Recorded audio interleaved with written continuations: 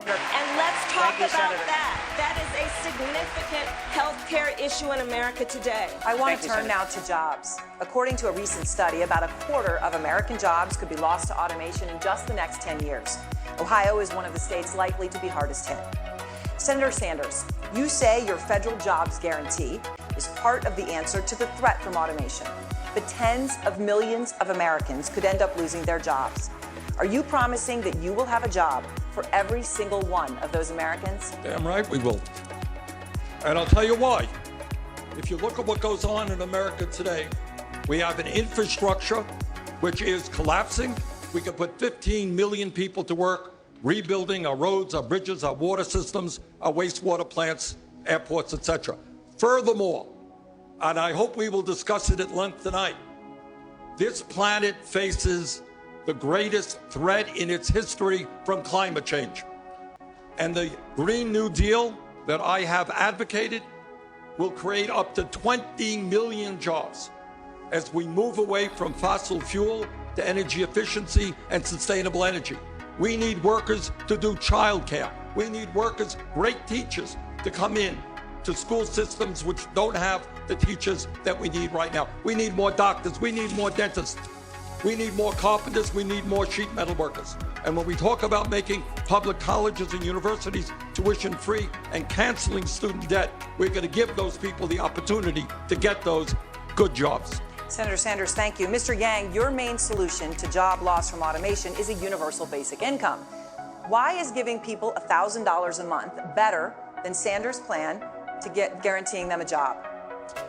I am for the spirit of a federal jobs guarantee, but you have to look at how it would actually materialize in practice. What are the jobs? Who manages you? What if you don't like your job? What if you're not good at your job? The fact is, most Americans do not want to work for the federal government. And saying that that is the vision of the economy of the 21st century, to me, is not a vision that most Americans would embrace. Also, Senator Sanders' description of a federal jobs guarantee does not take into account the work of people like my wife, who's at home with our 2 boys, one of whom is autistic. We have a freedom dividend of $1,000 a month. It actually recognizes the work that is happening in our families and our communities. It helps all Americans transition. Because the fact is, and you know this in Ohio, if you rely upon the federal government to target its resources, you wind up with failed retraining programs and jobs that no one wants. When we put the money into our hands, we can build a trickle-up economy. From our people, our families, and our communities up, it will enable us to do the kind of work that we want to do. This is the sort of positive vision in response to the 4th Industrial Revolution that we have to embrace as a party. Senator Booker, a federal jobs guarantee or $1,000 a month, are those the best solutions there? Please respond. Well, first of all, I'm happy to get in finally, and I just want to say, as a great New Jerseyan Yogi Berra said, I am having deja vu all over again. I'm having deja vu all over again, first of all, because I saw this play in 2016's election. We are literally using Donald Trump's lies, and the second issue we cover on this stage is elevating a lie and attacking a statesman. That was so offensive. He should not have to defend ourselves, and the only person sitting at home that was enjoying that was Donald Trump, seeing that we're distracting from his malfeasance and selling out of his office. And I'm having deja vu all over again. And I'm having deja vu all over again because we have another healthcare debate. And we're not talking about the clear and existential threat in America that we're in a state that has had 2 Planned Parenthoods close. We are seeing all over this country women's reproductive rights under attack. And God bless Kamala. But you know what? Women should not be the only ones taking up this cause and this fight.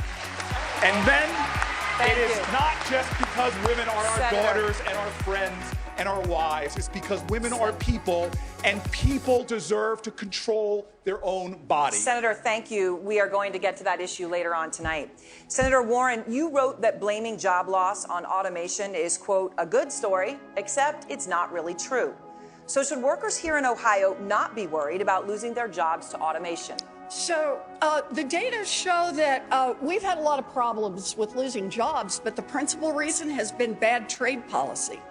The principal reason has been a bunch of corporations, giant multinational corporations, who've been calling the shots on trade, giant multinational corporations that have no loyalty to America. They have no loyalty to American workers.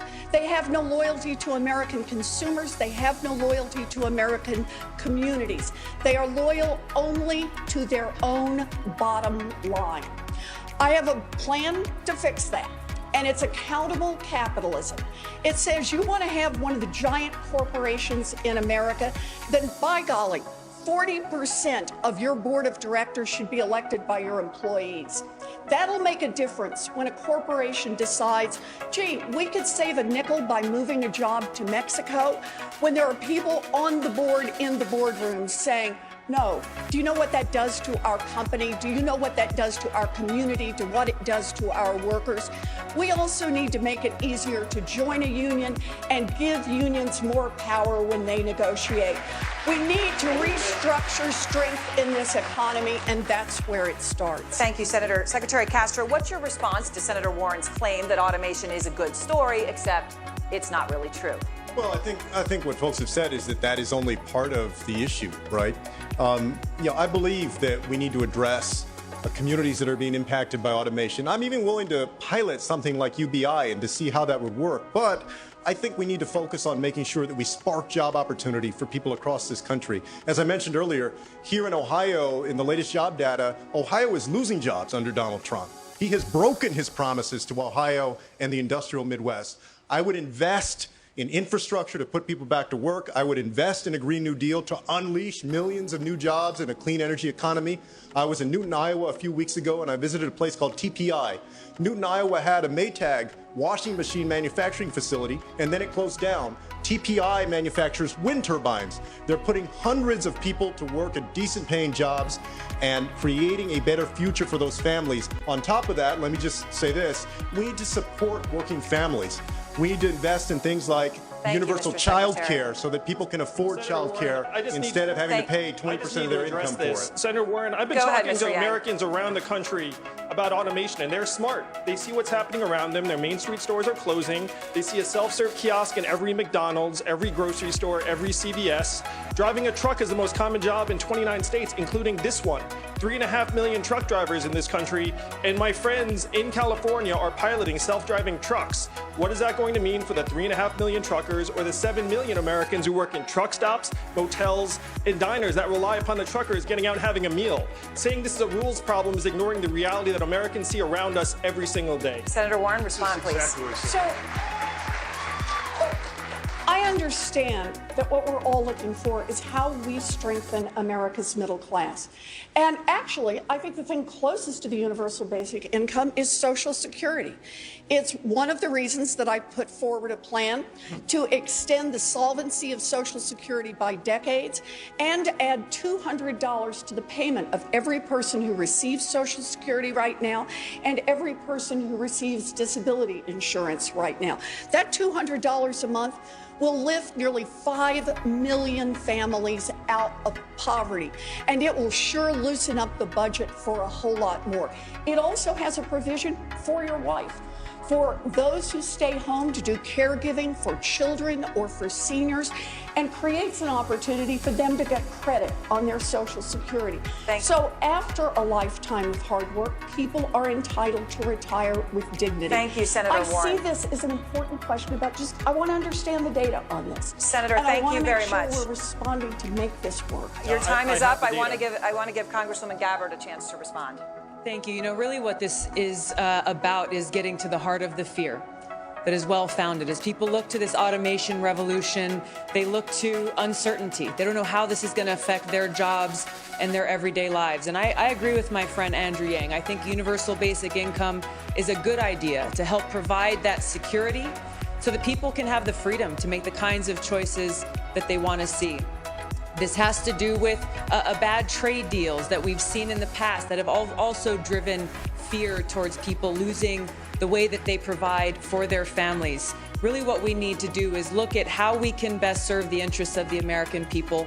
I do not believe a federal jobs guarantee is the way to do that. The value that someone feels in themselves and their own lives is not defined by the job that they have, but is intrinsic to who we all are as Americans, whatever we choose to do with our lives, and we can't forget that. Thank you very much.